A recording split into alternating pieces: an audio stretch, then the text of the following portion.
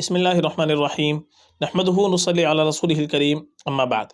محترم ناظرین کرام، ایک صاحب ہیں ارادت خان، انہوں نے سوال کیا ہے: السلام علیکم سر، پلیز لبیقہ، رفاہہ، عافیہ نیم کے میننگ ویڈیو بنائیے پلیز سر، پلیز۔ وعلیکم السلام ورحمۃ اللہ وبرکاتہ۔ دیکھیے، جو آپ نے نام پوچھے ہیں اس میں پہلا نام ہے لبیقہ۔ لبیقہ اس کے معنی آتے ہیں ہوشیار، ماہر، ہنس مکھ، سنجیدہ مزاج۔ تو اس کے جتنے بھی معنی آتے ہیں، تمام کے تمام معنی کے اعتبار سے یہ نام بہت ہی بہترین ہے، معنی تمام کے تمام اس نام کے بہت اچھے ہیں۔ تو لبیقہ نام ماہر، ہوشیار، اس معنی کے اعتبار سے ہنس مکھ، یہ بہت اچھا نام ہے، بالکل یہ نام رکھا جا سکتا ہے۔ اور دوسرا آپ نے پوچھا ہے رفاہ۔ رفاہ کے معنی آتے ہیں بھلائی، نفع، اسی طریقے سے خوشحالی، یہ رفاہ کے معنی آتے ہیں۔ اور رفاہہ، تیسرا آپ نے پوچھا ہے رفاہہ، اس کے معنی بھی یہی آتے ہیں، خوشحالی کے، نفع کے، بھلائی کے، مصلحت کے۔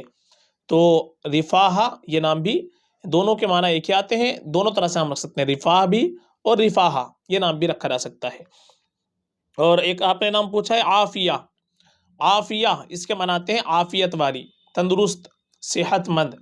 تو عافیہ کے معنی یہ بھی بہت اچھے آتے ہیں۔ تو آپ نے جتنے بھی نام پوچھے ہیں، تمام کے تمام نام معنی کے اعتبار سے بہت اچھے ہیں، معنی میں کوئی خرابی نہیں ہے، معنی کے اعتبار سے سارے نام رکھے جا سکتے ہیں۔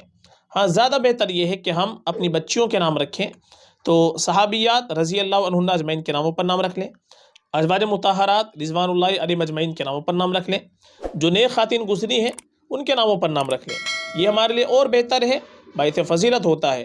چونکہ صحابیات کے ناموں پر، ازواج مطہرات کے ناموں پر، نیک خواتین کے ناموں پر اپنی بچی کا ہم نام رکھیں گے تو انشاءاللہ کچھ نہ کچھ ان کی نیک صفات ہماری بچی میں پیدا ہوں گی۔ باقی معنی کے اعتبار سے دیکھا جائے تو سارے نام آپ کے اچھے ہیں، لبیقہ بھی، رفاہہ، عافیہ، چاروں نام معنی کے اعتبار سے بہت اچھے ہیں، چاروں نام رکھے جا سکتے ہیں۔